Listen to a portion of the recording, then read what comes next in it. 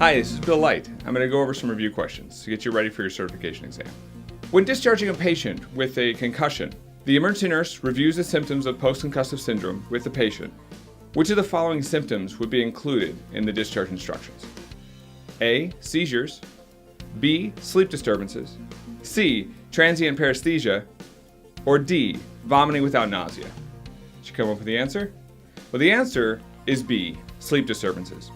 When you're looking at post-concussive syndrome, you have primary symptoms, which is that acute loss of function in the brain. It could be seizures, it could be loss of consciousness, it could be ataxia.